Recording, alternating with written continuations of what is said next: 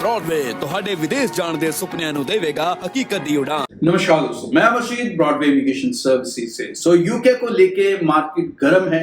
नए रूल्स की बहुत ज्यादा खबरें चल रही हैं, नए वाइट पेपर्स हैं। ये रूल्स नहीं है, रूल्स अभी ये बनेंगे आने वाले दिनों में, और जब ये रूल बनेंगे तभी पता लगेगा ये कब से इंप्लीमेंट होंगे।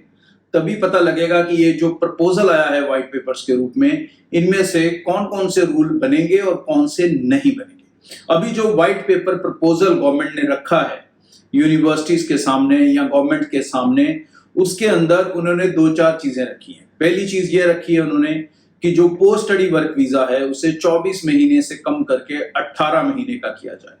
तो मतलब उनका कहने का मतलब कि स्टूडेंट्स जो हैं वो जॉब्स ढूंढें, कैलिबर्ड हैं तो यहाँ पे टिके, लेकिन उनको बहुत ज्यादा लंबा स्टे ना दिया जाए जिसका वो मिसयूज करते हैं मोस्टली। तो कहीं ना कहीं करते भी हैं, इसमें कोई शक नहीं है।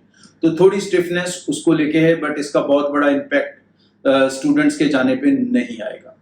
दूसरी इंपॉर्टेंट चीज है, रिसर्च प्रोग्राम्स में जो स्पाउस जाते थे, अब उन स्पाउस के ऊपर उन्होंने डिमांड किया है ए लेवल। ए लेवल होता है इक्वल टू +2, मतलब जो स्पाउस है वो भी कम से कम +2 होगा, तभी वो स्टूडेंट के साथ जा सकता है अगर कोई स्टूडेंट रिसर्च प्रोग्राम में जा रहा है। और ये A2 लेवल वाले स्पाउस को भी A1 level of English clear करना पड़ेगा। A1 लेवल ऑफ इंग्लिश क्या होता है? सुनने और बोलने का जो है टेस्ट। जी हाँ, जैसे आईएलटीएस में आप 4 मॉड्यूल करते हैं तो इसमें 2 ही मॉड्यूल होते हैं, लिसनिंग एंड स्पीकिंग। तो बहुत छोटा सा टेस्ट होता है, तो लेकिन ये टेस्ट स्पाउस को क्लियर करना पड़ सकता है अगर ये न्यू रूल्स मार्केट में आ जाते हैं।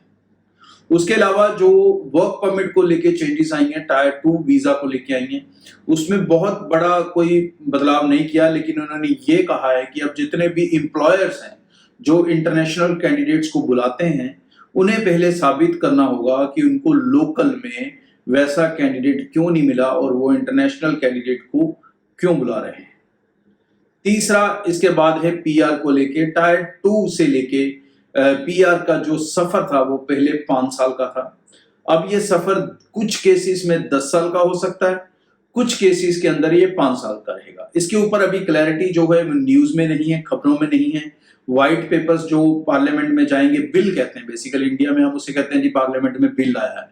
तो व्हाइट पेपर्स जो है अब वो पार्लियामेंट में आएंगे, उसके बाद उस पर क्या सहमति बनती है क्या नहीं बनती है। तो ये रूल्स रेगुलेशंस मोस्ट लाइकली जो मुझे लग रहा है जो सितंबर के बाद स्टूडेंट्स जाएंगे उनके ऊपर अप्लाई होने के ज्यादा चांसेस है। अभी ये अप्लाइड नहीं हुए, तो इसके लिए इंपॉर्टेंट है कि जो सितंबर के टारगेट कर रहे हैं वो स्टूडेंट्स अपने वीजास लेने में बिल्कुल देरी ना करें, क्योंकि अगर आप वीजा से सितंबर से पहले लेते हो या न्यू रूल्स की जो भी डेट आती है इम्प्लीमेंटेशन की, उस डेट से पहले अगर आपके पास वीजा होगा तो आपके ऊपर पुराने रूल्स लागू होंगे, आपके ऊपर नए रूल्स लागू नहीं होंगे। नए रूल्स हमेशा नए बच्चों पर अप्लाई होते हैं, मतलब जो भी डेट आएगी उस डेट के बाद जो लोग अप्लाई करेंगे उनको तो नए रूल्स झेलने पड़ सकते हैं, बट जो पहले अपने वीजास को सिक्योर कर लेंगे, जो पहले अपनी एप्लीकेशंस लगा लेंगे, उनके ऊपर ऐसी कोई प्रॉब्लम नहीं आएगी। वो पुराने रूल्स के अंदर ही कंसिडर किए जाएंगे, उनको जो पोस्ट स्टडी वर्क वीजा है वो 2 साल का ही मिलेगा। तो रूल्स रेगुलेशन सिस्टम को अच्छे से समझना है।